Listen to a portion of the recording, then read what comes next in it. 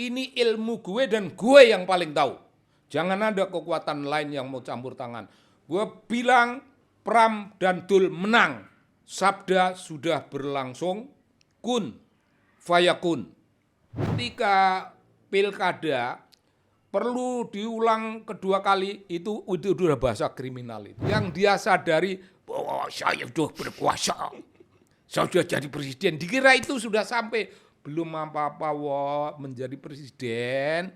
Kalau baru duduk di istana itu belum apa-apa. Jokowi nggak laku Bung kalau sudah begitu. Karena yang ditawarkan adalah sikap menyimpang, tindak durjana.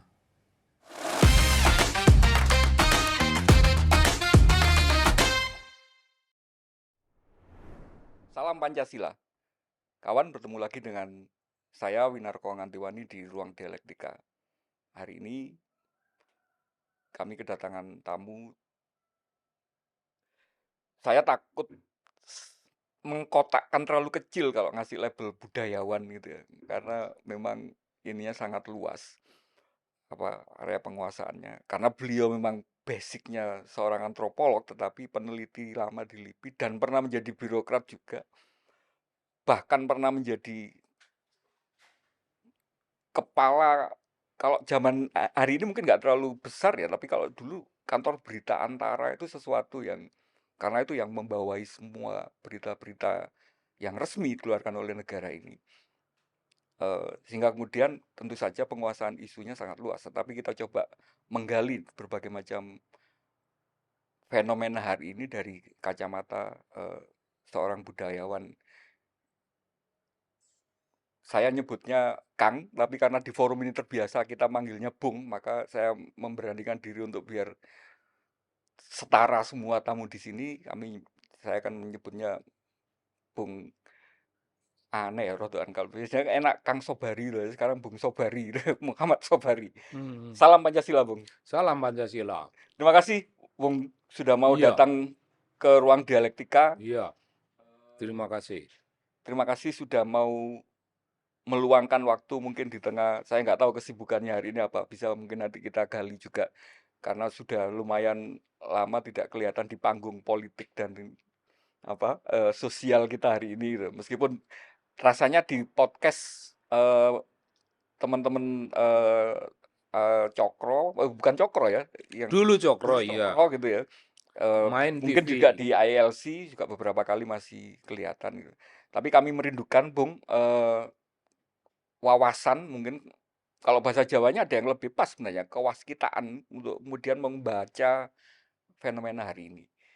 Kita mulai dengan pertanyaan yang kira-kira mungkin masih nyambung dengan berita-berita terbaru kaitan dengan Pilkada Jakarta, Bung. Karena Bung Sobari juga orang Jakarta. Setahu saya juga lama mengamati politik di Jakarta. Kemarin rasanya adem ayem aja, Bung ya, Pilkada di Jakarta. Tapi ini masih ada hasil yang belum final. Rasanya ini menandakan apakah kemudian mau ada semacam dinamika yang berada di balik meja, atau ini sebenarnya ya masyarakat sudah menentukan pilihan, elit aja yang belum menerima hasilnya. Kira-kira membacanya gimana, Bung? Membacanya, ini jalan politik sudah selesai. Jalan politik sudah buntu, mengenai selesai. Tapi orang-orang itu menganggap tidak selesai. Itu bukan jalan politik, tapi kriminal. Jokowi itu di mana-mana tindakannya kriminal. Bukan tindakan hukum, bukan tindakan politik, bukan tindakan etika. Sama sekali nggak ada. Kriminal. Itu tindak kriminal, murni kriminal itu. Dan tidak banyak orang terlalu menyadari itu. Kriminalisasi hukum, kriminalisasi politik, kriminalisasi etika. Nah, sekarang orang tentang Pilkada DKI Jakarta, orang masih ada yang mencoba-coba menyarankan supaya ini terjadi 3 kali. Ada yang bodoh sekali. Ada yang bodoh sekali. 50,07 itu kan bukan 1, jadi bukan 50+1. 0,7-nya dari pemilih kan? Padahal 0,7 itu persen. 0,7 dari 4 juta. Dari, ya itu ada 2 jutaan. Malah, iyalah 3 jutaan lah. Kok ada yang ngomong itu tidak ada bukan 1. Gitu saking bloknya itu, tapi ya yang itu nggak usah kita kalkulasi dalam politik pemikiran kita. Kalau kita memikirkan ini pemikiran politik itu pemikiran yang sehat lah, yang sehat, yang membawa kepada sesuatu yang namanya manfaat politik bagi orang banyak. Kalau kita bicara manfaat politik, bukan bagi orang banyak, itu batil, Bung. Kira-kira itu batil itu. Gagasan itu sudah batil dalam dirinya. Jadi tiap kali kita bicara tentang politik, itu harus ada kemanfaatan bagi orang banyak. Suara kita ini membela kepentingan orang banyak. Karena kita bicara kebenaran. Orang yang bicara kebenaran itu, Bung, tidak butuh pendukung. Tidak butuh pendukung, tidak butuh prajurit. Kebenaran itu dikemukakan sendirian oleh kalangan yang namanya apakah namanya intelektual, apakah namanya aktivis, apakah namanya akademisi, silakan pakai nama apa saja. Perjuangan orang-orang macam itu perjuangan kebenaran. Tidak perlu prajurit. Kalau orang yang membutuhkan prajurit itu perjuangan yang cita-citanya itu mengalahkan, menang atau kalah. Oh, kita ini bukan menang kalah, tapi benar apa salah. Ya gitu. Tren cara kita berpikir basis pemikiran kita itu sebenarnya moralitas tentang benar atau salah.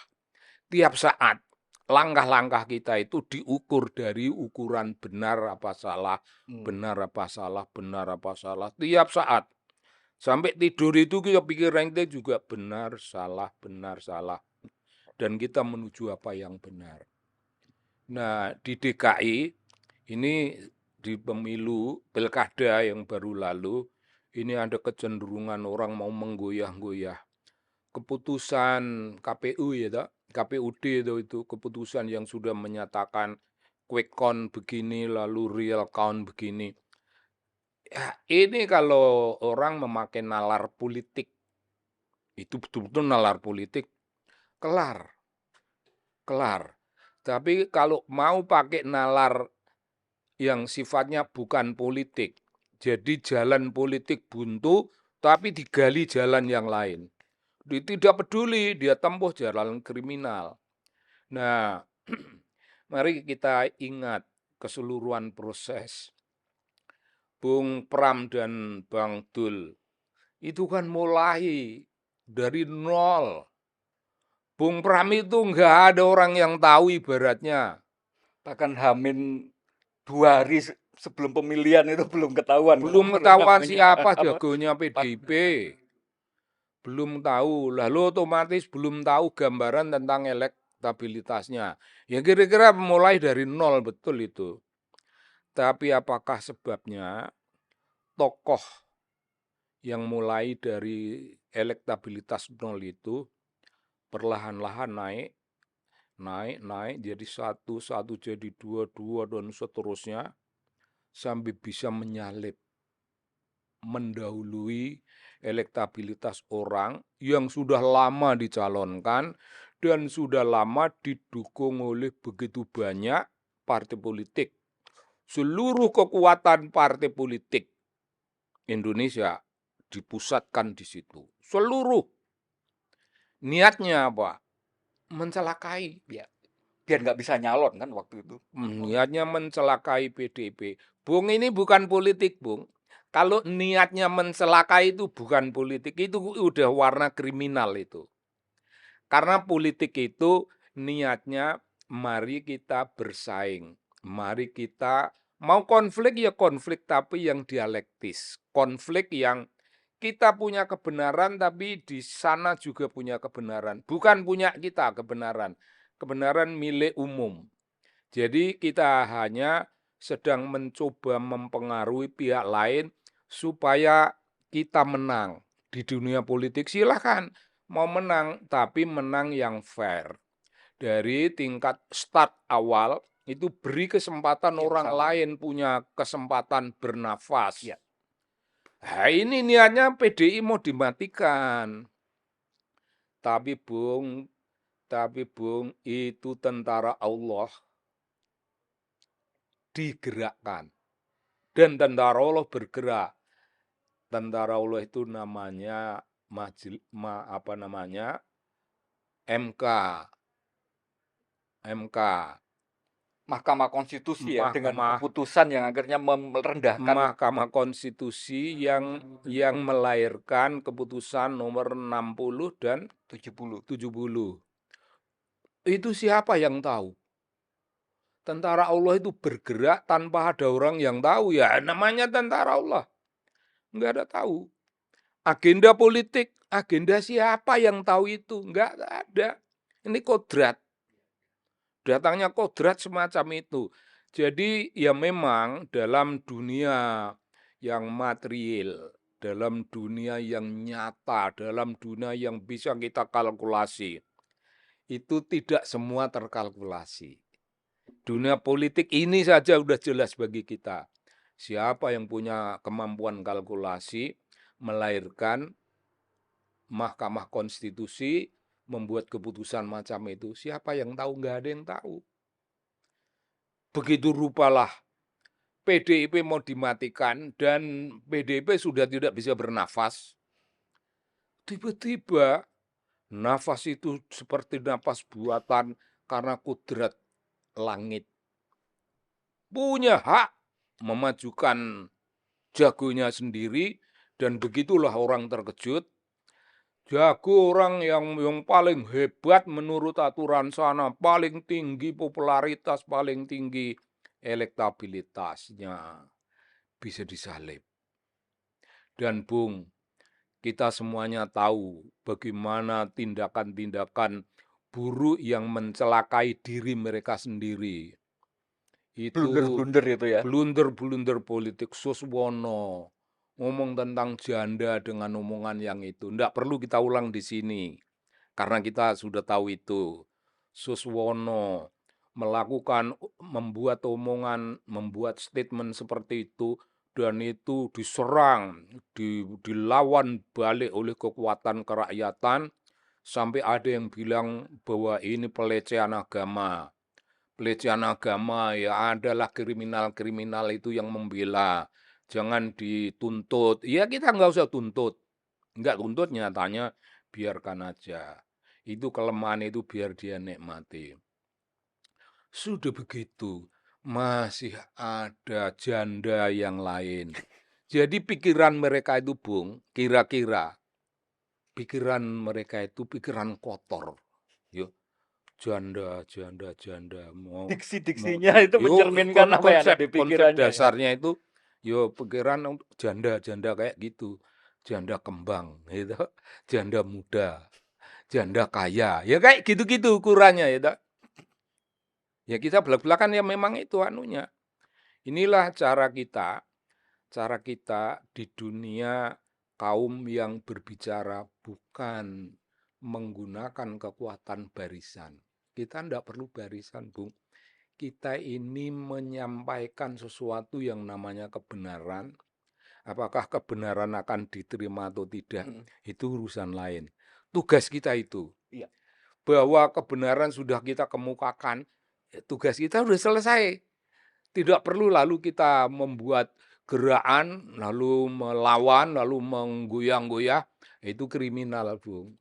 Itu yang bisa dilakukan oleh Jokowi. Jalan politik Jokowi buntu, tapi Jokowi masih bisa menembus. Nah, itu jalan kriminal. Ada beberapa hal yang memang membuat Jakarta ini menjadi perhatian ya, Bung Subari. Itu pertama ya karena memang panggung besar gitu. Iya. karena sorotan politik, sorotan perhatian publik terhadap panggung ini akhirnya menjadi sangat. Tapi juga ada beberapa yang itu membuat semacam orang mempunyai harapan agak positif terhadap politik Indonesia ketika kemudian dengan treatment yang hampir sama, ini ada kandidat yang tadi Bung bilang dari awal tidak dikondisikan untuk tidak bisa main bahkan gitu ya. Mhm. Dari awal terus dengan berbagai macam cara yang sama dan juga kemungkinan ketakutan terhadap kewenangan yang pihak mendukung salah satu ini, punya bansos, punya aparat dan sebagainya. Ini ternyata nggak ampuh di Jakarta. Ini penjelasannya kira-kira apakah karena memang masyarakat politik di Jakarta ini yang sudah katakanlah dewasa atau ada faktor lain yang membuat kenapa strategi mereka ini nggak bisa membendung pasangan, Pramono dan Bang Dul? Mungkin tidak satu fenomena, Mmm, itu ada kepingan-kepingan yang ada berbeda-beda, banyak ada aspek ya? banyak aspeknya. Jadi Jakarta itu Iya, coba isinya, coba bantu kami untuk membelejeti itu, Bang. ya, Jakarta itu isinya kan orang kayak kita-kita gitu ya kan, gulungan orang-orang yang melek politik. Nah, orang yang melek politik itu otomatis punya yang namanya, mungkin sebutannya political paradigm sendiri, tidak sama dengan paradigmnya Prabowo, tidak sama dengan paradigmnya Jokowi, bahkan tidak sama dengan paradigmnya partai-partai politik. Kita mendukung suatu partai, itu mungkin satu partai kalau saya. Dari banyak partai itu yang layak saya dukung, yang layak saya menaruh empati dalam kehidupan, mungkin hanya satu partai. Tidak bisa ke semua. Lalu punya akibat hal-hal semacam itu. Renek-renek partai politik yang menganggap dirinya itu paling suci, itu bahwa paling agamis. Justru kita tidak percaya ketika agama itu ditampilkan, karena agama itu cerminan dari jiwa. Kalau kita beragama dengan baik itu tampilnya politik kita, politik yang disebut keluhuran. Jadi politik keluhuran itu kalau kita ngomong paradigmanya itu ya orang berkuasa dan dunia politik itu rebutan kekuasaan, rebutan kekuasaan. Dan orang sadar bahwa kekuasaanlah yang paling utama dalam hidup. Selesai di situ. Orang-orang yang agak awam terhadap hidup itu mengira sesudah perjuangan merebut kekuasaan, urusan selesai. Prabowo sendiri begitu kok. Prabowo sendiri, saya minta izin rakyat untuk berkuasa. Terus ya aku nanya toh, sesudah sekarang ini kau memegang kekuasaan sebagai presiden, apa kau sudah puas? Untuk apa kekuasaan? Pertanyaan itu belum kelar sebenarnya, tapi dia merasa merebut kekuasaan sudah kelar. Wah enggak. Bagi orang yang paham keluhuran politik, merebut kekuasaan itu baru langkah pertama. Sesudah kekuasaan di tangan kita, itu begitu banyak langkah di baliknya. Panjang, Bung, itu sejarah panjang sekali yang harus kita tempuh. Untuk apa itu? Ya baca konstitusi, baca undang-undang. Nah, konstitusi apa? Oh, itu memajukan kesejahteraan umum. Itu panjang sekali itu, public services, aneka macam. Itu mencerdaskan Kehidupan kehidupan bangsa. bangsa. Mencerdaskan kehidupan bangsa. Itu internal dalam negeri. Ada kepentingan urusan luar negeri turut campur tangan dalam Perdamaian dunia. perdamaian dunia dan apa. Itulah politik, itulah tujuan kekuasaan. Jangan menganggap kekuasaan terus di tangan terus berkuasa. Ini pada bangkir ini takut kalau saya jadi presiden. Saya yang berkuasa. Kalau tidak cocok dengan saya, jangan mengganggu.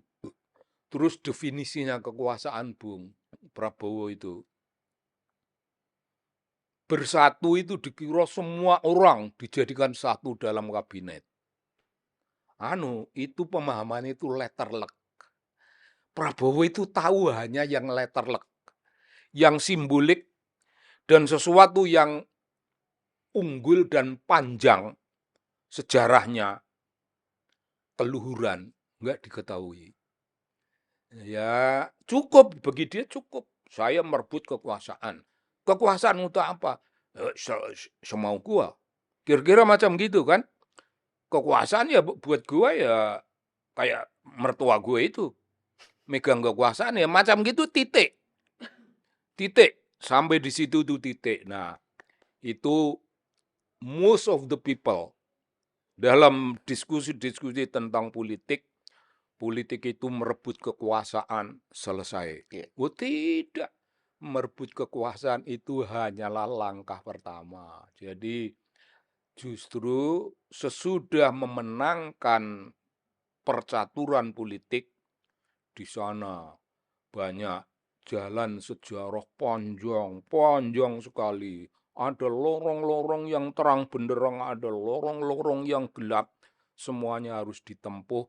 Tapi satu cita-citanya, satu tujuannya memakmurkan bangsa. Itu tadi. Nah, itu satu dimensi bahwa Satu kita dimensi. kita masyarakat pemilih di Jakarta paradigmanya sudah relatif maju. Nah, Paham. dimensi yang lain apa kira-kira, Bung? Yang membuat ya ini agak berbeda. Dimensi lain, orang Jakarta emang gua sudi di bawah bayang-bayang Jokowi. Emang gua sudi, kan tahu deh Jokowi pencilaan dalam dunia politik. Mulai dari anaknya dijadikan begitu rupa. Tidak cocok, usianya belum. Ya, dibikinlah aturan. Dan memakai Osman. Osman, ya ini kan hanya mengulang dari peristiwa. Tapi bukan soal pengulangan, Bung. Di sini ini penjelasan simbolik dari apa-apa yang tempo hari itu ada hal-hal simbolik yang tidak disentuh oleh orang, dan kekuasaan yang ditempuh oleh Jokowi adalah jalan-jalan itu sebetulnya, Bung, namanya jalan kriminal. Itu bukan lagi jalan politik, bukan jalan keluhuran. Politik itu keluhuran. Supaya orang tahu, jangan bilang politik itu kotor. Tidak, politik itu jalan keluhuran. Politik itu jalan kemuliaan. Politik itu jalan keislaman. Islam itu artinya apa? Islam itu artinya adil, meletakkan segala kepentingan pada tempatnya masing-masing. Keadilan itu apa-apa diletakkan pada porsi masing-masing. Itu ada unsur alamiah di dalamnya, tapi ada unsur kultural, buatan manusia, supaya segala sesuatu berada di tempatnya masing-masing, karena alam tidak bisa begitu sempurna. Alam bisa membiarkan sesuatu tidak pada tempatnya, karena jatuh, karena perubahan iklim, karena kena angin, karena sebagainya, tangan manusia yang membuat. Jadi alam itu sudah bagus, sudah begitu mulia. Ada keseimbangannya gitu ya. Keseimbangan alam itu dibuat oleh alam itu sendiri, tapi ketika alam keteteran membuat keseimbangan dirinya, unsur kebudayaan, itu tangan manusia, itu tangan-tangan ciptaan Allah yang lain lagi, yang bukan alam, yang namanya manusia. Yang namanya manusia diberi kekuasaan untuk berkuasa atas alam. Berkuasanya apa? Berkuasanya manusia berkuasa atas alam itu mengelola alam. Mengelola alam. Dengan pengelolaan, kita tidak punya waktu untuk menjelaskan mengelola alam dengan pengelolaan yang seadil-adilnya, tapi kira-kira omongan kita macam gitu, jangan merusak iklim dan merusak alam, jangan melawan kecenderungan iklim, jangan membuat tatanan sendiri yang bertentangan dengan apa yang namanya alam. Dan politik seorang Jokowi itu ternyata Politik, mengganggu itu ya? politik Jokowi merusak ini semuanya, Bung. Dengan mula-mula orang bilang itu istrinya yang punya ambisi besar. Mula-mula istrinya yang punya ambisi supaya anaknya itu ya janganlah jadi wali kota tok, dugahke jadi calon calon wapres. Calon wapres itu nanti dia punya perhitungan Prabowo ini kesehatannya kurang baik. Barangkali tidak cukup 5 tahun dia udah keok. Anaknya lah jadi presiden. Tapi tidak, saya tidak memilih Prabowo, tapi saya mendoakan Prabowo kuat 5 tahun, sehat. Prabowo itu hebat sebagai pribadi, tapi sebagai presiden kekurangan banyak hal. Ya, nanti kita bicarakan. Tapi bagaimanapun Prabowo, karena usianya lebih panjang, pengalamannya lebih luas, jauh lebih baik dari kayak beginian. Nah, Jokowi punya hitung-hitungan macam gitu. Pada dirinya hitungan itu tidak melanggar apa-apa karena itu hitungan dia. Tapi ada sesuatu yang namanya pelanggaran ketika jalan-jalan politik, ketika logika politik sudah tidak ada, logika politik sudah nutup. Kenapa dia masih nabrak? Lalu jadilah logika kriminal. Itu yang terjadi pada Dan Jokowi. pemilih Jakarta nggak mau sama sekali pola-pola yang seperti itu Oke lah, terwakili oke oleh lah, itulah namanya perlawanan. Nah, ada 2 corak perlawanan di Jakarta itu. Satu corak perlawanan yang agak elit, yaitu dari kalangan orang-orang terpelajar. hmm, Dua, kalangan tidak usah terpelajar banget-banget. Kalangan dari perlawanan dari kalangan orang-orang yang mengerti. Ambisi yang menjunjung tinggi ke sana kemari kekuatan. Rakyat tahu itu, ya nggak mau, nggak sudi, ngapain gua ikut sono. Lalu siapa yang ngomong begitu? Itu orang-orang yang mendapat pencerahan dari ideologi politik nasionalis. Itu mereka yang dicerai oleh ideologi Marhaenisme. Ideologi Marhaenisme. Gulungan kaum Marhaen. Marhaen itu terjemahannya apa? Terjemahannya ialah orang-orang yang powerless. Secara ekonomi powerless. Secara politik powerless. Secara pendidikan juga powerless. Tapi mereka punya nalar budi. Kita powerless. Tidak powerful, kita tidak punya kekuasaan, tidak punya kekuatan, tidak punya daya. Tapi kita punya nalar dan punya hati. Melawanlah itu. Macam gitu. Jadi ini kasar lah hitungan saya. Cuman dari kalangan yang agak terpelajar, kalangan elit, lalu kalangan yang non elit. Itu di luar itu masih ada kalangan lain. Tapi gampangannya di ya. Jakarta perlawanan itu datang dari dua kubu pemikiran semacam itu. Nah, itu kalau mau diblok politik, ya blok orang yang melek politik, sadar politik, terpelajar, ya itu setara dengan Jokowi. Beberapa lebih tinggi dari Jokowi.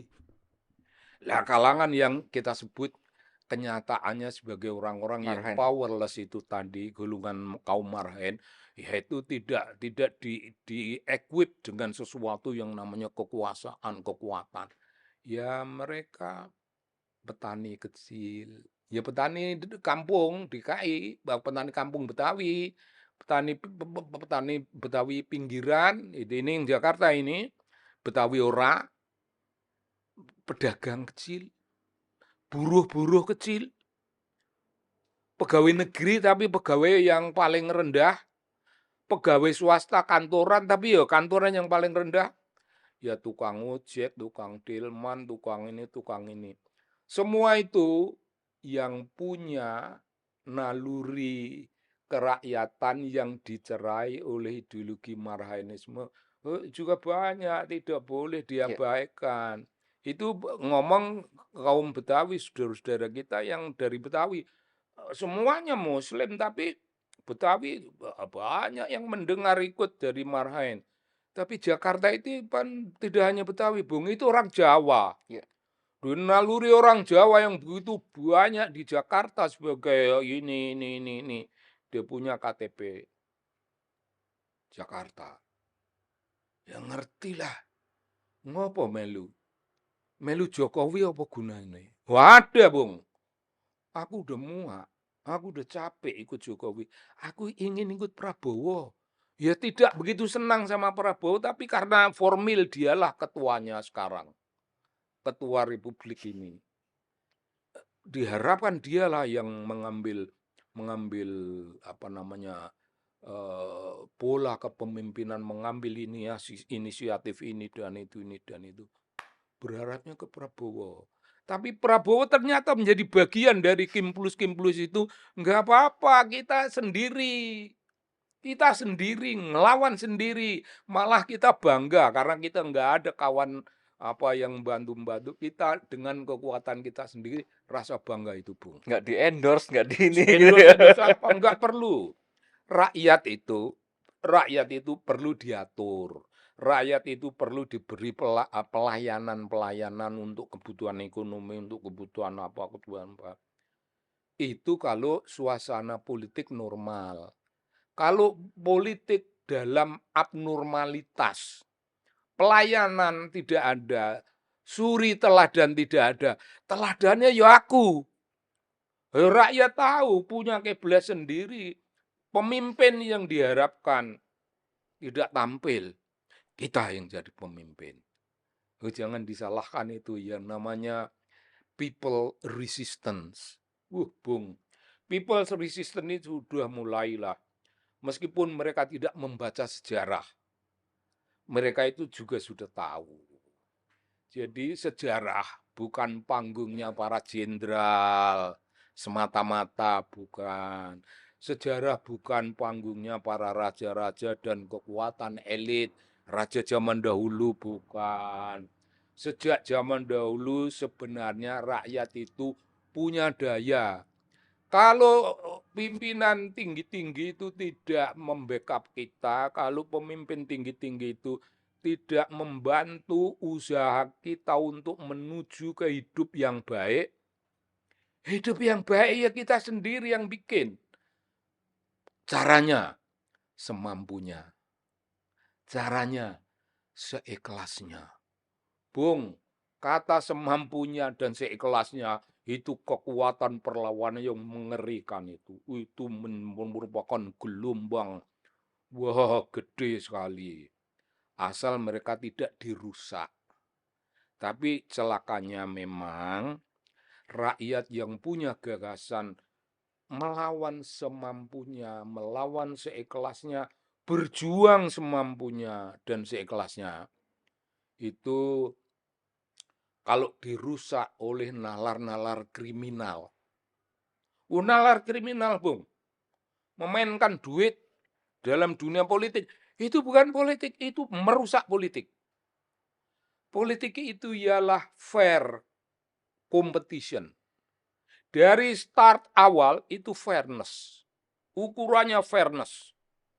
Start awal sudah ada fairness, start kemudian ketika sudah dialektis dalam proses, isinya fairness semua. Itu politik. Tapi kalau apa yang fair, dijegal, itu kriminal, Iya. Bung. Itu ya mau bilang Kenaro aja, Kenaro lebih mulia. Mau bilang Kenaro itu mulia, Kenaro jangan disalahkan dengan itu. Jokowi lebih kejam dari Kenaro, lebih tidak normal dari Kenaro. Begitu. Buktinya ketika Kenaro menjadi raja, itu berkuasa, kan menjadi Singosari itu Kenaro itu. Ya menurunkan raja-raja yang membangun tradisi. dan tradisinya itu kemandirian, Bung. Datangnya orang-orang Tionghoa, datang mau menyampaikan pengaruh sini, diiris kupingnya oleh turunannya Kenaro. Nah itu barang yang mesti. Jokowi Ya. bisa menurunkan itu. Enggak, Bung. Jokowi tidak pernah baca dalam hidupnya, dan anak-anaknya juga tidak pernah baca. Bung, di zaman modern seperti ini, seorang pemimpin tidak membaca, itu kiblatnya apa? Naluri. Ya kalau nalurimu jalan, nalurinya Jokowi jalan, apakah naluri anaknya jalan? Belum tentu, Bung. Anaknya itu semuanya hanya niru Jokowi. Hanya niru, belusuan ya niru Jokowi. Tunggu dulu, Bung. Belum kita berikan suatu kritik tajam yang menohok terhadap itu. Belum. Belum, kita akan tunggu. Ya, Karena nanti nanti mungkin kita akan banyak ada kesempatan iya, untuk itu ya. iya, iya. Tapi saya mau memperdalam yang tadi bahwa kemudian dengan cara berpolitik yang nggak luhur, yang merusak, yang membuat dari awal nggak fair, itu nyatanya, Bung, di hampir di banyak daerah di Indonesia Ya begitu itu. mengalami itu dan ampuh gitu loh. Iya, iya. Misalnya paling konkret, paling kelihatan sekali kemarin di Banten ya, sampai H-1 minggu, kalau kita percaya survei sebagai sebuah alat ukur, nilai tingkat elektabilitas pasangan Airin itu kan tinggi sekali, Tinggi sekali dari awal. 60%. Iya. Itu 1 minggu bahkan sebelum. Hmm. Artinya kalau bahasanya teman-teman itu tidak ada gempa politik Hmm. 1 minggu sebelum itu, rasanya kemudian ya nggak mungkin ada perubahan yang signifikan gitu Iya. ya. Tapi nyatanya kemudian ya dengan cara-cara berpolitik yang kriminal tadi itu, Sangat. memainkan duit, bansos dan sebagainya, berbalik, Bung. Iya, Nah, ini kan iya. artinya, ini kan kita hanya punya Jakarta sebagai semacam garda terakhir pertahanan untuk publik ini masih tetap rasional sebagai, Mm-mm. sedangkan di daerah-daerah yang lain, saya tidak mau kemudian terjebak untuk menyalahkan SDM rendah dan sebagainya, karena memang secara Enggak, ekonomi enggak. hari ini masyarakat kita sedang menurun gitu ya, sehingga mungkin ya namanya beras 5 kilo, minyak 1 liter, 2 liter, itu menjadi hal yang sangat Penting sekali. penting sekali gitu. Tetapi bagaimana kemudian dengan kondisi bahwa pemilih kita bisa dikriminali seperti itu? Ini nanti kan hasilnya kita nggak akan dapat pemimpin yang bisa lebih Mus bagus lagi, Bu. iya, ya itu ancamannya semacam itu. Tapi marilah kita, saya kira ya, juga berdoa. Orang lemah itu punya senjata, Bung. Dalam Islam senjatanya doa itu. Ya, itu selemah-lemahnya iman itu barangkali, gitu. Selemah-lemahnya Sudah nggak iman. bisa ngapa-ngapain lagi ya. Tinggal doa. Tapi jangan diremehkan. Ternyata jangan juga diremehkan. Karena dalam hasanah people's resistance, perlawanan rakyat, wah doa itu begitu pentingnya. Karena doa itu menjalar dari satu jiwa ke jiwa lain. Lalu apakah doa itu sendiri yang bekerja? Enggak. Doa itu membuat kita memiliki satu kekuatan. Kekuatannya nyampuh, apa itu namanya? Militansi. Di dunia, di kalangan kehidupan rakyat yang punya militansi, Bung, rakyat itu bisa bersumpah, aku taruh kehidupanku ini demi republik. Rakyat kecil itu ya ada yang bilang semacam gitu.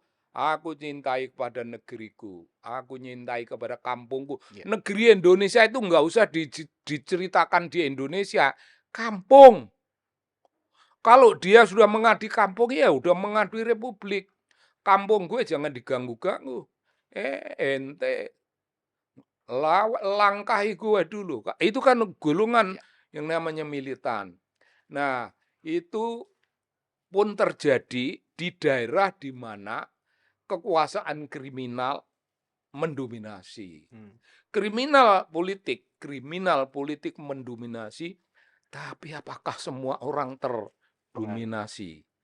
Apakah semua orang itu namanya Ya. the oppressed?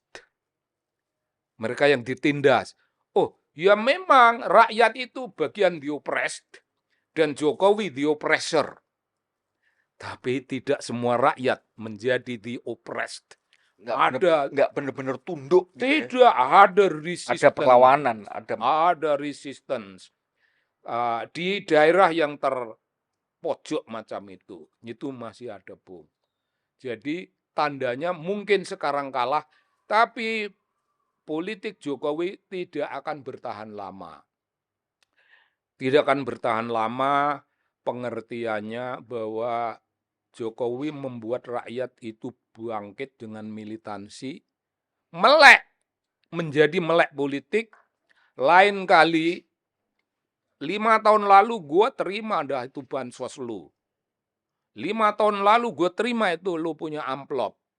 Tahun ini gue terima bansos. Tahun 5 tahun yang akan datang gue terima bansos. Gue terima duit tapi gue nggak pilih lu. Modarlah dia. Jadi diterima, Bung. Berasnya ditompo dengan baik. Beras kan barang enak itu. Diterima, jangan itu kan rezeki diterima. Amplop diterima, kantongi. Tapi soal milih gue gak peduli, gue suruh milih anak lu apa urusannya. Gue punya pilihan sendiri. Itu akan tumbuh kesadaran politik macam itu. Tapi kalau kita ingin mengambil satu suri teladan agung, pergilah ke Jogja. Jogja itu ada 5 kabupaten, iya tak? Kulon Progo, Bantul, Sleman, Kidul. Gunung Kidul. Lalu wali kota adalah 5. Itu tidak ada satupun yang bisa ditaklukkan oleh kekuatan duit, oleh kekuatan pengaruh. Nggak laku ya Jokowi di sana ya? Oh, apa you? Belas. Apakah sebabnya? Tentu orang-orang ini terdiri dari kalangan akademisi, kalangan apa yang hebat-hebat. Tapi kalangan petaninya juga banyak, buruhnya juga banyak, dan orang bodohnya juga masih banyak. Tapi mereka punya kiblat, kiblatnya ngerso dalem. Jadi ternyata di daerah dibutuhkan pemimpin yang bisa menjadi teladan. Jadi kompas moral gitu ya, Kompas menjadi moral. panduan. Ini kiblat Yogyakarta. Kiblat Yogyakarta bersih, Bung. Wali kota dalam kota Jakarta, Sleman, kabupaten lagi Kulon Progo, kabupaten lagi Bantul, kabupaten lagi Gunung Kidul, 5 daerah kabupaten, 4 kabupaten, 1 wali kota. Tidak satupun itu yang cicir, yang ketetesan keburukan Jokowi, tidak satupun. Apakah sebabnya? Kombinasi dialektika antara 1, kekuatan kerakyatan yang sudah mulai militan. 2, kepemimpinan yang tetap memberi teladan. Ada Sabdo Tomo, sabda utama berisi ujaran dan ajaran. Ujaran dan ajaran.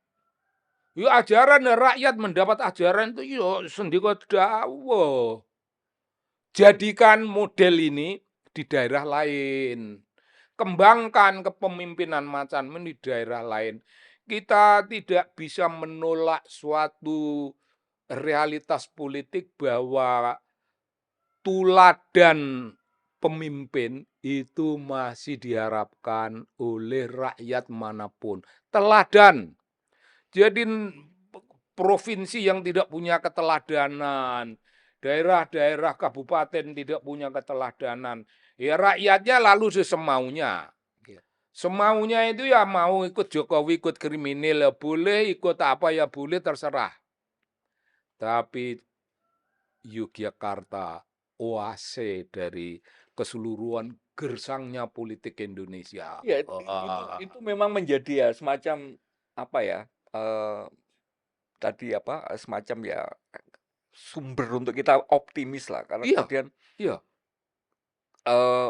Bung Sobari sendiri juga salah satu semacam pakar yang dari awal percaya bahwa di Indonesia perlawanan itu punya histori yang sangat panjang dan itu Mhm, mengakar gitu. Bukan mhm. sesuatu yang diajarkan secara formal, tapi kemudian ini Iya, di masyarakat dengan karakter iya, mungkin bukan hanya Jawa sebenarnya, tapi karakter masyarakat Nusantara ini mhm, untuk kemudian menolak kepemimpinan sehingga tadi Bung bilang dari awal bahwa sejarah itu bukan sejarahnya para raja, bukan sejarahnya bukan. para jenderal, tapi sejarah perlawanan Pak Pak Pak siapa Pak Sumo, Pak ini para Iya, petani yang iya, itu kemudian iya, me apa istilahnya, menurun sampai hari ini gitu. iya, Sehingga ketika ada pemimpin yang kemudian keluar dari pakem itu dan seolah-olah hari ini Jokowi masih didukung oleh rakyat dan sebagainya, di bawah ternyata ya masih ada kan Bung semacam ada perlawanan itu.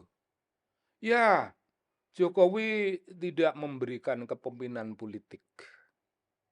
Itu kepemimpinan menyimpang, itu tindak kriminal. Kriminal secara politik. Kepemimpinan politik itu ngerso dalem. Kepemimpinan politik itu ngerso dalem. Politiknya politik keluhuran. Luhur. Ya, keraton bicara apa selain keluhuran? Keraton memberi teladan apa selain kemuliaan supaya orang berpikir agung dan mulia tindakan itu ideologis. Dasarnya itu. Nah, pelajaran dari kasus Jogja membuat kita merenung. Kalau begitulah caranya, Jokowi kan bisa mempengaruhi daerah-daerah kosong. Di daerah yang bisa dipengaruhi itu, lahirkanlah pemimpin kuat. Setara dengan Jokowi. Banten, pemimpinnya, bupatinya, punya model perlawanan. Punya setara dengan Jokowi. Nggak mungkin terpengaruh. Lalu, itu sudah Banten ya. Kemudian Jawa Barat dalam keseluruhan. Jawa Barat dalam keseluruhan itu ada wali kota, wali kota, wali kota.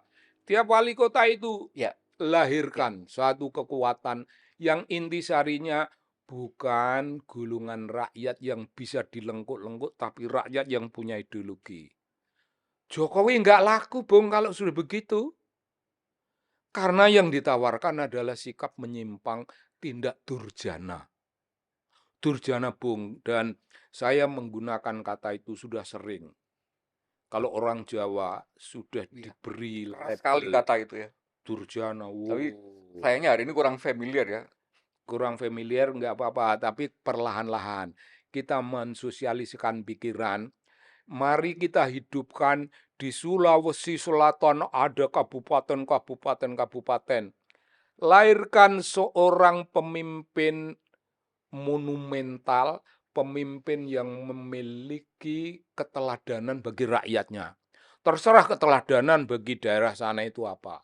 Tapi pimpinlah rakyat untuk hidup sebagai kekuatan politik yang sehat. Rakyat diajari itu. Lalu ke Sulawesi Tengah. Sulawesi Tengah hal yang sama terjadi sampai Sulawesi Utara. Ada Gorontalo, ada Manado. Jadilah hal yang sama. Jadi intisarinya lahirkanlah semacam mengerso dalem sultan. Lahirkanlah sosok macam sultan yang tidak goyah oleh apapun gerak Jokowi. Ya nggak usah sultan, itu susah kayak sultan. Tapi di bawahnya level beliau. Kalau di bawahnya level beliau, itu bupati, wali kota, bupati, wali kota, bupati, wali kota, kemudian gubernur, gubernur, gubernur, itu memiliki militansi politik sehat. Tidak bisa, tidak bisa. Saya memimpin daerah ini untuk membangun kiblat politik, intinya mendewasakan rakyat, intinya memberi rakyat daya. Untuk apa? Untuk mewujudkan mandat konstitusi. Bung, daerah-daerah punya itu, punya Ya, sejenis. Di bawahnya ngerso dalam saja, nggak usah sama. Nggak mungkin sama. Di bawah levelnya ngerso dalam, di daerah itu. Saya mau ngasih contoh soalnya mirip kayaknya dengan penjelasannya fenomena itu di Jawa Timur ya. Karena kalau secara kelihatan gubernurnya itu memang nggak akan kelihatan karena gubernurnya yang menang tentu saja Gubernurnya nggak kelihatan, tapi iya kemudian betul, di kabupaten betul. kota itu Iya, dari iya. 38 kabupaten kota di Jawa Timur itu kalau nggak salah hampir 21 yang itu kemudian dari partai yang tidak berasal dari didukung oleh Kim Plus tadi dari PDI Perjuangan Menang yang tuh mereka. menang Nah, yang itu iya. kemudian ya penjelasannya mau nggak mau tentu saja ya karena memang masyarakatnya apa pemimpin kepala daerahnya yang level kabupaten kota ini itu berpengaruh terhadap ininya masyarakat gitu Iya, sehingga kemudian membuat apa serangan-serangan tadi nggak tidak berdaya, terlalu ampuh gitu loh untuk nggak kemudian berdaya. mengganggu ini gitu loh. Nah sayangnya memang secara agregat nasionalnya kelihatannya seolah-olah Jokowi menang tapi kalau dilihat di dalamnya Betul, kekuatan-kekuatan ini kan masih ada gitu loh. betul, betul. Nah ini ada satu lagi Bung yang mungkin ya semacam rasanya tadi juga sudah disinggung sedikit oleh Bung Sobari anak-anaknya Jokowi ini tidak ada yang dalam tanda petik memang disiapkan mampu karena hanya niru bapaknya gitu. Karena ini sudah ada gejalanya, Bung. Hmm, Kemarin rame berita mungkin sekitar 1 minggu atau hmm, 2 minggu hmm. yang lalu. Baru di Jakarta rasanya, tapi ketika di Jakarta rame akhirnya belum tereplikasi ke daerah. Ada namanya bansos dari Wapres, Bung. Yang Hmm, itu baru dalam sejarah di tasnya itu dikasih tulisan bantuan Wapres hmm, Gibran, Bung. hmm, Ada hmm, namanya hmm, gitu. hmm, hmm, hmm. Ada namanya di tulisan di tasnya itu ada namanya. Ya, Yang rasanya selama ini belum pernah ada bantuan dari nggak pemerintah ada. yang itu kemudian menyebut nama gitu. Karena kemudian publik kemudian ya kan rame ini mau ngapain sih gitu. Sudah jadi Wapres kok kayak masih mau kampanye gitu. Ini memahaminya gimana, Bung? Memahaminya karena orang itu bodoh, belak-belakan toh. Karena itu bodoh. Kalau dia tidak bodoh, kalau dia pemimpin yang memberi keteladanan, pemimpin yang punya karomah, bahasa tinggi toh, dan harisma. Karomah dan harisma. Nggak perlu nama, Bong. Nama itu nggak penting. Nama itu nggak penting sama sekali. Ini bantuan untuk kalian yang membutuhkan. Dari mana datangnya? Sembunyikan sumber kita di dalam contoh-contoh perilaku kepemimpinan yang ikhlas. Pemimpin yang selalu membantu rakyat itu tidak pernah kelihatan. Itu banyak yang nggak pernah kelihatan. Tapi ketika beliau wafat, bantuan tidak pernah ada lagi. Orang baru meneladani, baru sadar, oh, jadi selama bertahun-tahun kita diberi bantuan anonim, itu dialah sumbernya. Terus apa itu? Oh, dia sendiri lalu tidak bermakna. Oh, bermakna dia meninggalkan ketulusan politik. Ketulusan politik lalu apa? Tiap kali tokoh-tokoh itu melakukan suatu amal politik, amalnya keikhlasan itu sendiri, Bung. Jadi apa nih dunia politik kok ikhlas? Ya ada dunia politik yang ikhlas. Mari kita berbuat untuk lingkungan kita. Untuk siapa ini duit? Apalagi kalau itu duit pemerintah yang dipakai dengan nama-nama buruk macam tadi, itu tidak mungkin duit pribadi, itu duitnya pemerintah. Bung, kita sebagai Dari rakyat juga kan, dari pajak juga kan. duitnya dari rakyat, Bung. Makanya banyak warganet itu yang marah itu uang pajak saya dipakai Oh, untuk jelas, bantuan jelas, pakai nama jelas. kamu gitu. Jadi begini, Bung. Bagi kita yang melek politik, yang sadar dalam permainan-permainan politik, kita marah. Tapi lebih dari itu, kita ini nunggu Prabowo mau apa dengan itu. Masa Prabowo senyap? Papan catur politiknya diinjak-injak oleh kekuatan seperti ini. Kekuatan yang sudah memprediksi mencari nama dari sekarang untuk kepentingan nanti pemilu yang akan datang. Memang Prabowo nggak butuh itu lagi. Nah, kalau nggak butuh ya nggak apa-apa. Tapi ingatkan, Kau jangan main seperti itu karena itu tidak fair. Itu bukan political fairness. Dalam politik Amerika, politik Eropa, dalam keseluruhan negara-negara maju, fairness adalah kata utama. Kita melakukan perlawanan, berantem sana sini, ada musuh-musuh. Tapi mereka punya garis batas. Ketika jalan politik buntu, we cannot go beyond. We cannot go beyond. Artinya apa? Ya, kita berhadapan dengan tembok yang kuat, tembok itu batas. Kita berhenti, Bung.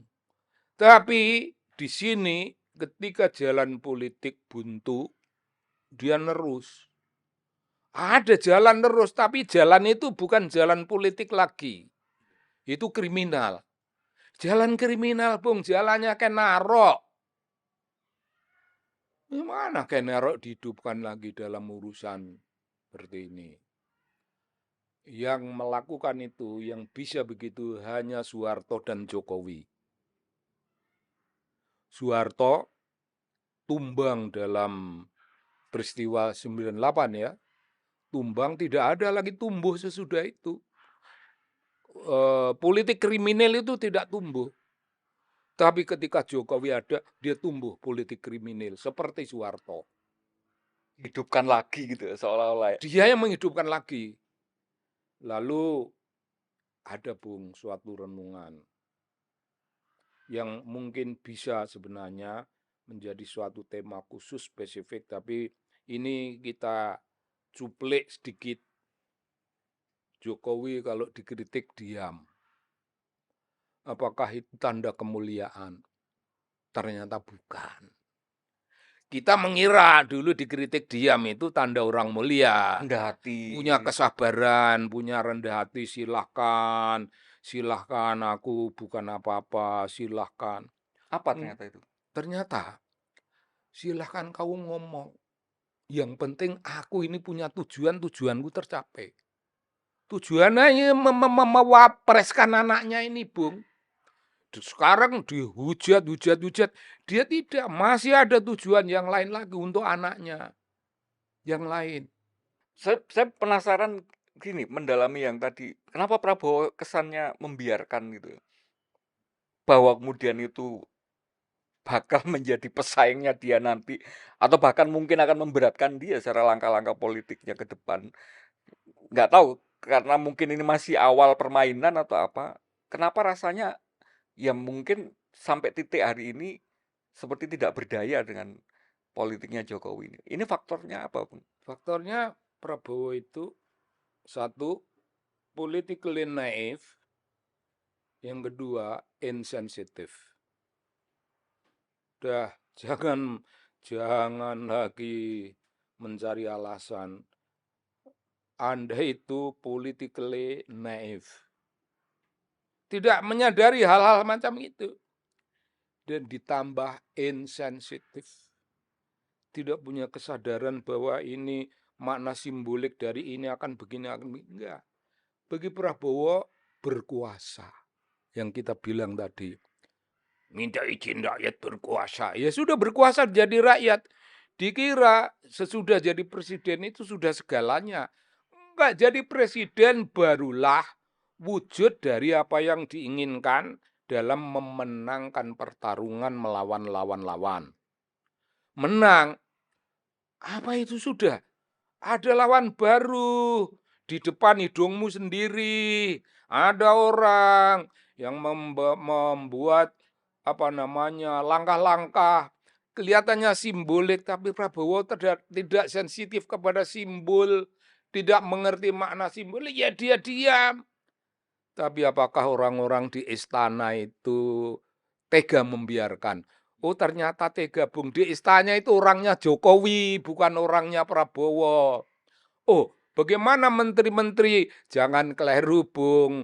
Ada beberapa puluh, belas-belasan menteri, itu loyalisnya Jokowi, bukan loyalisnya Prabowo. Menteri-menteri itu juga akan melikung Prabowo. dan Prabowo tidak sadar Jadi tentang nyata ya, itu. matahari kembar itu nyata ya secara. Ya, Prabowo merasa dirinya itu selesai. Bung, kalau Prabowo sebagai pribadi, oh itu sudah keren. Sebagai pribadi, ya pernah di Kopassus. Danjen itu. Danjen Kopassus kurangnya apa? Duitnya banyak, kurangnya apa lagi?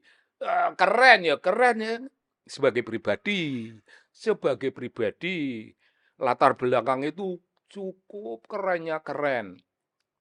Tapi sebagai presiden, ternyata ya saya mohon maaf ya, sebagai presiden ternyata Prabowo itu kedodoran. Saya mohon maaf ini bukan ngeritik, wah. Gue bukan ngeritik, gue ini sebenarnya mendukung ente. Kalau ente sadar gue dukung. Dan orang kayak aku, daripada pro kepada Jokowi, lebih baik pro ente. Karena ente adalah suara yang formil mendapat dukungan rakyat. Ini suara formil. Ya, mandat rakyatnya kan. Mandat ada di situ. Barangkali Wahyu ada di situ barangkali. Kalau Wahyu nggak ada ya Wahyuni atau apa, terserah gitu. Tapi Jokowi sudah batil. Kekuatan batil ini menjadi kekuatan hitam. Jangan terunyak-terunyuk campur tangan di sini. Jadi kita ini, we are all committed citizen.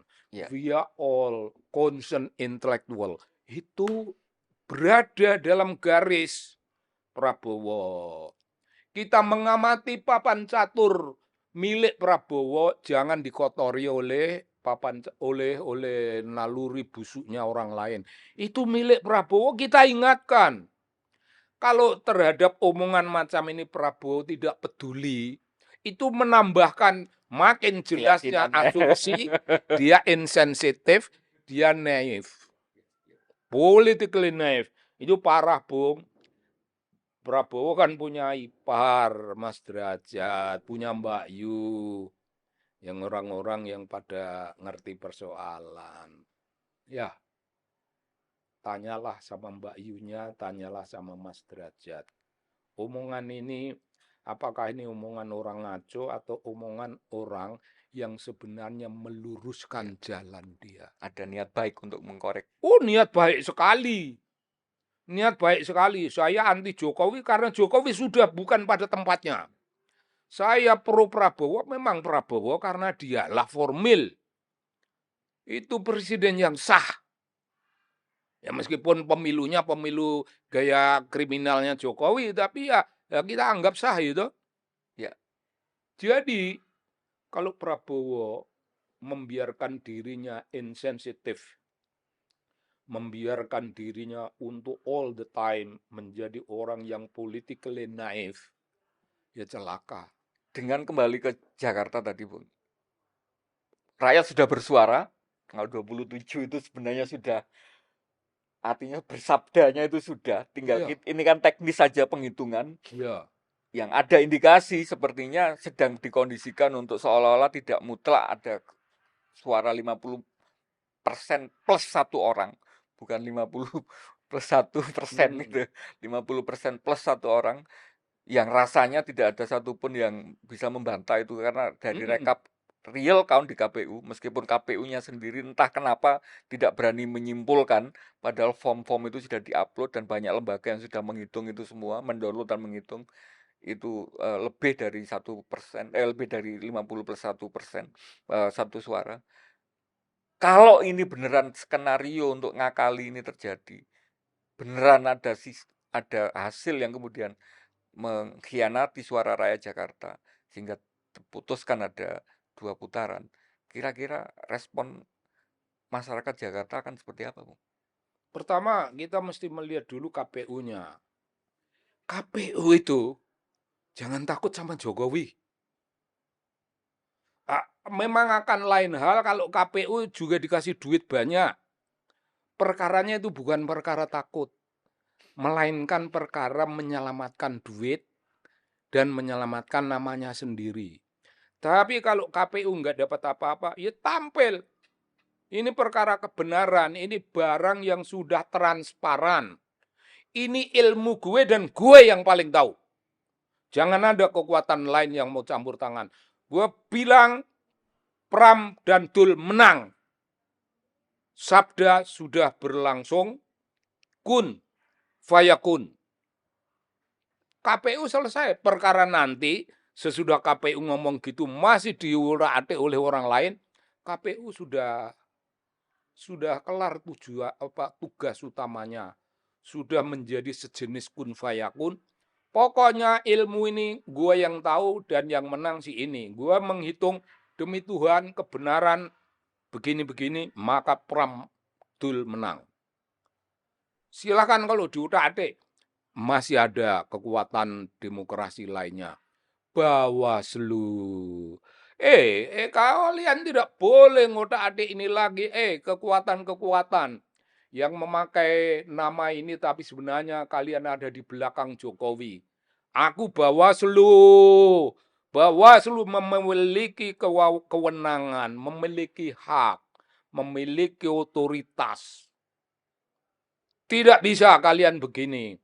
Bawaslu ngomong. Tapi dua lembaga ini antara ada dan tidak ada. Nggak punya wibawa, Bung. Ya itu kan yang membuat orang semakin ragu, semakin khawatir gitu kan. Nah, sekarang kalau rakyat khawatir itu sangat masuk akal. Karena orang-orang yang diberi kewenangan dan kekuasaan utuh, bukan mutlak.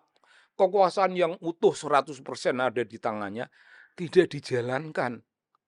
Jadi terjadilah suatu penghitungan yang tidak didasarkan pada matematika, tapi dasarnya politik. Politik kekotoran. Politik kekotoran itu wilayah kriminal. Wilayah kriminal itu ketika pilkada menjelang diulang 2 kali kata perlu diulang kedua kali itu udah bahasa kriminal itu. Pendukung-pendukungnya Ridwan Kamil, pemuja janda, pengagum janda, dua-duanya kan pro janda itu. Doyan ngomong janda. Dua-duanya sudah batil secara politik dan ada orang di belakang-belakangnya. Itu juga orang-orang yang batil. Orang-orang yang batil. Saya tidak peduli di sana banyak orang. Satu orang dalam KPU yang menyatakan kebenaran, satu orang itu menyatakan kebenaran, maka kebenaran telah dinyatakan. Ditabrak oleh orang lain, dinyatakan kebenaran berikut oleh Bawaslu. Bawaslu ngomong begini, maka KPU dan Bawaslu adalah teladan dari birokrasi politik pemerintah. Ini teladan yang kepada siapa kita memandang atau kita memberikan mereka itu dukungan. Itu rakyat percaya pada institusi. Kalau Bawaslu, kalau KPU dan Bawaslu bungkam, ya maka orang kayak saya, Bung, siapapun ketuanya, gue nggak respect. Gue anggap itu juga bagian dari kriminal. Nah, apa yang terjadi kalau itu dibiarkan?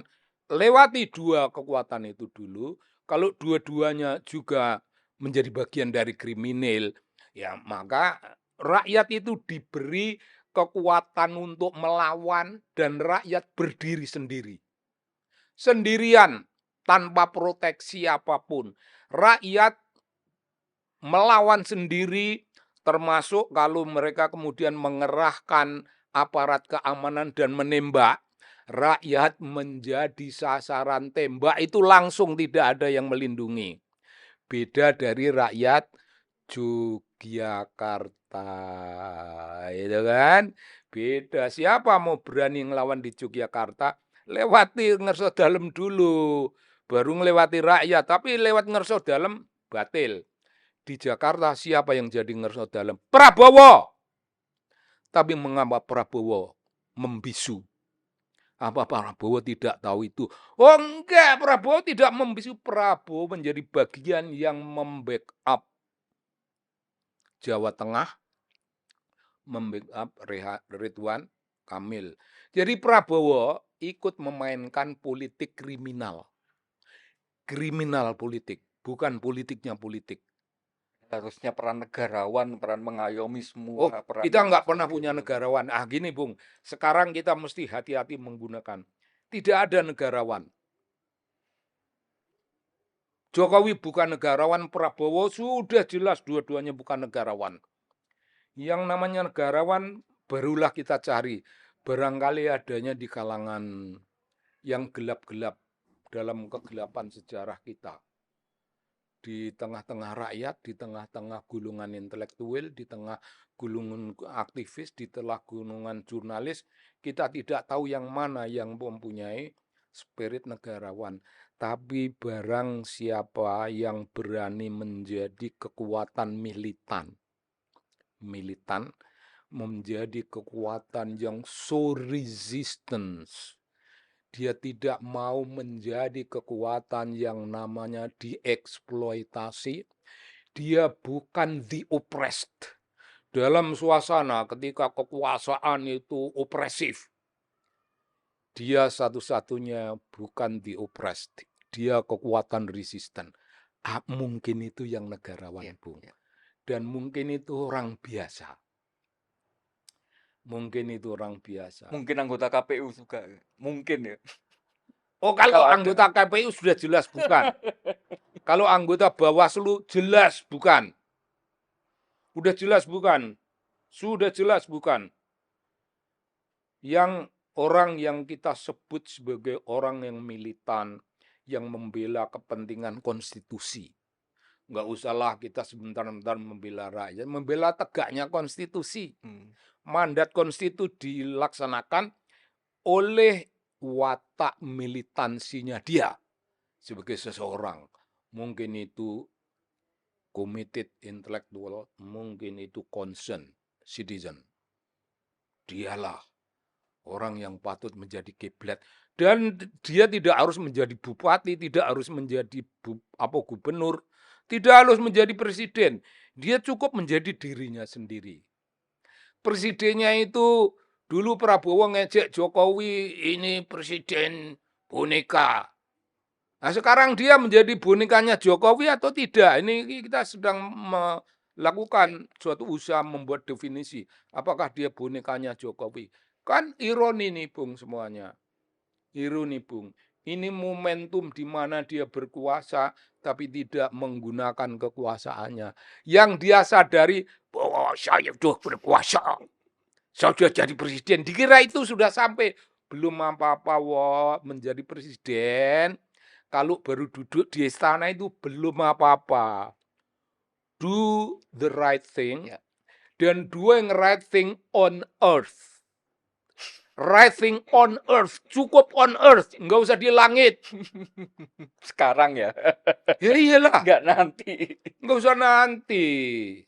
Tapi apakah Prabowo tahu ini? Aku ragu, Bung. Mudah-mudahan nggak tahu sampai di mana atau caranya gimana. Mudah-mudahan apa-apa yang disampaikan Bung Sobari tadi bisa terdengar oleh ya mereka itu yang dengan perspektif kita nggak usah kenegaraan, perspektif untuk kemudian kita mendapatkan sistem yang lebih bagus untuk aspirasi rakyat, menggerakkan. Kita nggak usah berharap tinggi-tinggi begitu, Bung. Katanya tadi ada jalan kekuatan terakhir kita doa ya, mau nggak mau ya mudah-mudahan itu upaya mengingatkannya sudah gitu kan, harapannya kemudian ya. Oh, yang bisa diingatkan hanya di antara kita, Bung. Golongan elit mungkin nggak perlu mendengar itu, nggak mau, nggak sudi. Jadi gini, kita hanya berbicara di antara kita nggak menyentuh kekuasaan. Itu terlalu tinggi, nggak usah berharap ke sono-sono. Nggak usah kita dengan low profile. Lalu apa? Kita menyiapkan hidupnya rakyat. Ya, itu sepakat ya. Rakyat tidak untuk jadi pemimpin. Tidak untuk jadi pemimpin. Menyiapkan rakyat menjadi rakyat. Bung, ini term ini belum pernah disinggung oleh ahli-ahli politik. Ahli-ahli politik tidak membicarakan ini. Tapi saya yang belajar antropologi, mungkin political anthropology, mungkin anthropology of power, Ya, mungkin ya. anthropology of resistance. Banyak kan Rakyat yang sambungannya. mesti mampu melawan tadi ya, bukan yang Nah, sudah tertundukkan. tidak tertundukkan. Dan intinya apa sebenarnya? Seluruh usaha kita, gerak-gerik kita, pemikiran kita, itu kita menyiapkan rakyat untuk menjadi rakyat. Nggak usah jadi pemimpin, ngapain? Rakyat menjadi rakyat itu udah something great. Ya. Kalau rakyat itu tahu kedudukan sebagai rakyat, ya nggak mau dikasih bansos. Itu loh, Bung. Ya, ya, Itu aja, Bung, target kita. ya. Clean, rakyat itu clean. Tidak butuh bansos. Oh, hidupnya susah. Ya susah diatasi sendiri. Jangan masa susah nunggu 5 tahun ada bansos dari tindak kriminal orang-orang dalam kekuasaan. Kan kriminal itu. Barangkali bansos itu haram. Barangkali. Ya, ya, ya. Memang itu bagian dari usaha menyehatkan dunia politik. Itu masih absurd. Menyehatkan dunia politik. Yang tidak absurd itu pikiranku, Bung. Menyiapkan rakyat Untuk menjadi rakyat. Bung, Anda pernah mendengar kata-kata orang ahli politik ngomong gitu? Kan nggak ada ya. Di luar negeri nggak ada, Bung. Karena Di kemudian buku-buku. kalau itu disadari benar kan artinya, ya nanti kita ada waktu kok 5 tahun lagi ya kita hukum yang sekarang nggak membuat kita sejahtera itu. Itu. Kalau kesadaran Vox Populi Vox Dei itu nyata benar bahwa rakyat itu berkuasa kok, ya udah nanti Iya. waktunya ini ya kita hukum. Ya, kita di luar negeri orang bicara Vox Populi Vox Dei. Suara rakyat, suara Tuhan. But what does it mean? Nggak ada penjelasannya. It means ya suara rakyat, ya suara Tuhan. Tapi omonganku, let's all of us membuat rakyat itu sadar akan posisi kerakyatannya, membuat rakyat menjadi rakyat. Selama ini rakyat tidak menjadi rakyat, Bung. Rakyat menjadi tindakan yang diopres, ditindas. Rakyat belum pernah menjadi rakyat sejati. Ini jarang dipikirkan. Mari kita pikirkan ini, Bung. Ya ini mudah-mudahan ini bagian dari upaya kecil untuk mulai membangun kesadaran itu. Iya, itu. Dan aku akan mengembangkan itu. Bung Sobari, terima kasih banyak atas, saya nggak menyimpulkan apa istilahnya, nggak usah. Intisarinya karena memang apa yang kita omongkan tadi spektrumnya luas sekali, tetapi mudah-mudahan ini bisa menjadi semacam bagian dari sumbangsi sedikit. Baik, kita ketemu di ruang dialektika berikutnya. Salam Pancasila. Salam Pancasila.